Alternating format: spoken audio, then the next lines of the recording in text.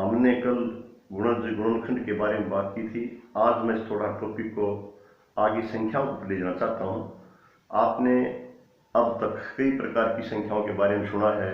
सम संख्या हैं, विषम संख्या हैं, भाज्य संख्याएं हैं, अभाज्य संख्याएं हैं, प्राकृत संख्याएं हैं, पूर्ण संख्याएं हैं, पूर्णांक हैं, परिमेय हैं, अपरिमेय हैं। मैं इसको आगे बढ़ाता हूँ। आज एक नया शब्द आपके लिए जोड़ना चाहता हूँ, पूर्णवर्ग संख्याएं। ऐसी संख्याएं जिसका गुणे और गुणक दोनों ही समान हो। और इसकी दूसरी परिभाषा में यदि कहना चाहूँ तो ऐसी संख्याएं जिसके गुणनखंड के पूरे जोड़े हों। मतलब ऐसी दो प्राकृत संख्याएं जिसकी दोनों संख्याएं समान हों, जिस गुणे और गुणक यानी जिससे हम गुणा करे हैं वो भी, और जो जिससे गुणा की जानी है, दोनों संख्याओं के गुणनफल को हम पूर्णवर्ग संख्या कहते हैं। एक इसकी तीसरी परिभाषा ये भी है, ऐसी एक प्राकृत संख्या m जिसको हम n स्क्वायर के रूप में लिख सकें, उसे हम पूर्णवर्ग संख्या कहते हैं। अब आपके पास तीन परिभाषाएं हैं। एक में मैंने कहा है पूरे जोड़े हों, एक में कहा है एक m प्राकृत संख्या जिसको n स्क्वायर के रूप में लिखा जा सके, और एक परिभाषा मैंने कहा है जिसकी गुणे और गुणक दोनों ही समान हो। यहाँ पर मैं थोड़ा सा आपको गुणे और गुणक के बारे में फिर पीछे वाली वीडियो के साथ जोड़ना चाहता हूँ। हम जो गणित की शब्दावली है उन्हीं शब्दों पर टिकने की कोशिश करें, उन्हीं पर अपना बार बार मंथन करें। जब हम गणित की भाषा और संकेतों को समझ जाएंगे तो गणित बहुत ही सरल है। अब पूर्णवर्ग संख्या जैसे मैं जब 7 को 7 से गुणा करता हूँ, 7 गुणा 7, 7 गुणा 7, ये आ गया 7 का वर्ग, और ये आ गया 49। 3 गुणा 3, 3 गुणा 3 कितना होता है? 9 होता है। अब जो 9 है ये एक पूर्णवर्ग संख्या है, क्योंकि ये 3 और 3 दोनों समान संख्याएं हैं और इसका जोड़ा भी पूरा है, तो 9 क्या है कि पूर्णवर्ग संख्या है। आगे मैं लिखता हूं 3 गुणा 3 गुणा 2 गुणा 2। अब एक जोड़ा ये है, एक जोड़ा ये है, जोड़े पूरे हो रहे हैं। जोड़े पूरे हो रहे हैं तो इसका मतलब क्या है कि पूर्णवर्ग संख्या है। अब इन जोड़ों की गुणा कितनी है वो देखें हम। 3 या 9, 9 दूनी 18, 18 दूनी 36, तो 36 भी एक पूर्णवर्ग संख्या है। मैं आगे एक उदाहरण ले रहा हूं। इस उदाहरण में है 3 गुणा 3 गुणा 5। यदि मैं इसके अपने दूसरी परिभाषा पर जाऊं, जहां ये था इसके जोड़े पूर्ण हो, अब जोड़े पूर्ण एक जोड़ा बन गया, दूसरा जोड़ा नहीं है, तो इसका मतलब ये गुणा पूर्णवर्ग संख्या नहीं होगी। यदि मैं इसकी पहले उसके ऊपर जाऊं, भाई समान गुणक देखूं मैं, समान गुणक ये, इसका समान गुणक ये रहा, इस 5 का समान गुणक नहीं है, तो मेरी दोनों ही शर्तें, दोनों ही परिभाषा खरी नहीं उतर रही। इसलिए ये क्या है, आगे सी गुणा, ये गुणा जो है 3 गुणा 3 गुणा 5 45 एक पूर्णवर्ग संख्या नहीं है। इस प्रकार बार बार अनेकों संख्या खुद लिख के देखें। 15 गुणा में 15 जोड़े भी हैं और दोनों ही बराबर हैं। 15 गुणा 15 225, तो इसका मतलब 225 एक पूर्णवर्ग संख्या है। अपने आप बहुत ज्यादा संख्या लिख सकते हैं। मैं 1 गुणा में 1, 1, 1 क्या है? पूर्णवर्ग संख्या है। और एक ऐसी संख्या है जिसका वर्ग अपने आप के बराबर है और अन्य कोई ऐसी संख्या नहीं है। मैं 2 का वर्ग करूं, 2 गुणा में 2 कितना आ जाएगा? 4, 4 एक पूर्णवर्ग संख्या है। अब 3 गुणा में 3, 3 का वर्ग कितना आ जाएगा? 9, 9 भी एक पूर्णवर्ग संख्या है। यदि मैं इस प्रकार लिखता हूं, मैं एक बार 1 से 10 तक की प्राकृत संख्याएं हैं उनके वर्ग लिखने की कोशिश करें बोर्ड के ऊपर, और आप भी कोशिश करेंगे, बल्कि आप मेरे से अच्छी कोशिश कर सकते हो, अच्छा लिख सकते हो। जब हम इसको लिखेंगे तो मैं लिखूं 1 का वर्ग 1 गुणा में 1, 1, 2 का वर्ग 4, 3 का वर्ग 3 गुणा में 3 बराबर 9।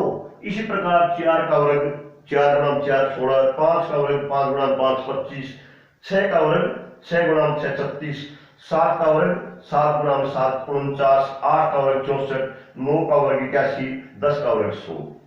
ये लिखने के बाद आपके पास एक बहुत ही जरूरी और अच्छा काम निकल के आया है। हम इनकी विवेचना करें।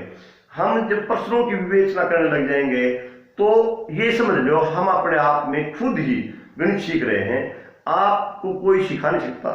आपके अंदर जो चीज है गणित, वो एक मार्गदर्शक के रूप में शिक्षक उस चीज को निकाल सकता है। जिस बच्चे में जितनी ज्यादा जिज्ञासा होगी, सीखने की जिज्ञासा होगी, कुछ ललक होगी, वो ये निकालना चाहेगा कि मेरे अंदर बहुत कुछ है, उसको पता है उसके अंदर है। अब उसको निकालने की विधि है। तो जब बच्चा अपने आप निकालने लग जाएगा, उस पर चिंतन करने लग जाएगा, तो वो बच्चा अपने आप ही नया गणित बना सकता है। अब इसकी विवेचना हम कैसे करें? अब मेरी दृष्टि किस प्रकार की दृष्टि हो? मैं देख रहा हूं 1, 4, 9, 16। अब एक अंक की मेरे पास कितनी संख्याएं आई? 3 आई हैं, 1, 4, 9। यहां से हम अपने आप इसको वर्गीकरण कर सकते हैं। एक अंक की सबसे छोटी पूर्ण वर्ग संख्या कौन सी है? आपको उत्तर होगा 1, स्पष्ट है। एक अंक की सबसे बड़ी पूर्ण वर्ग संख्या कौन सी है? 9। जब हम 9 को याद करें तो एक बार ये भी याद करें भाई 1 और 9 प्राकृत संख्याओं के लिए पूर्ण वर्ग संख्या भी एक अंक की सबसे छोटी यही है और एक अंक की सबसे बड़ी भी 9। तो चलो ये समानता भी आ रही है, हम इस समानता को ध्यान में रखें।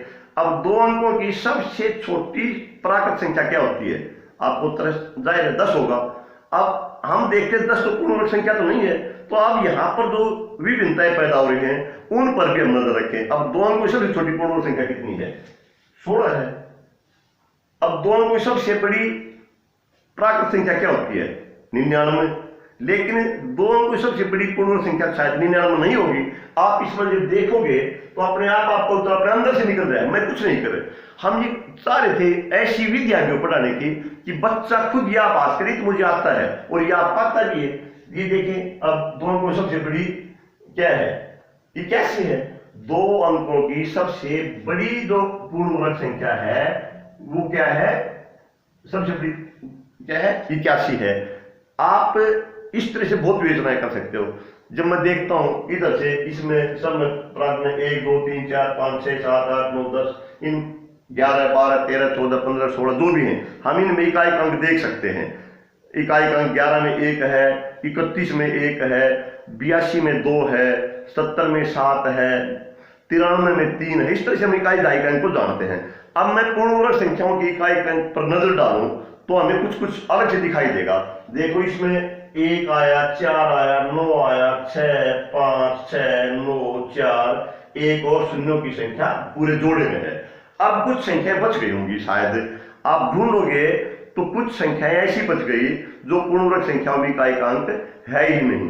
तो इससे हम ये भी कर सकते हैं, अभी बिना वर्ग किए भी कुछ मोटे तौर पर ये पहचान सकते हैं कि ये संख्या पूर्ण वर्ग हो ही नहीं सकती।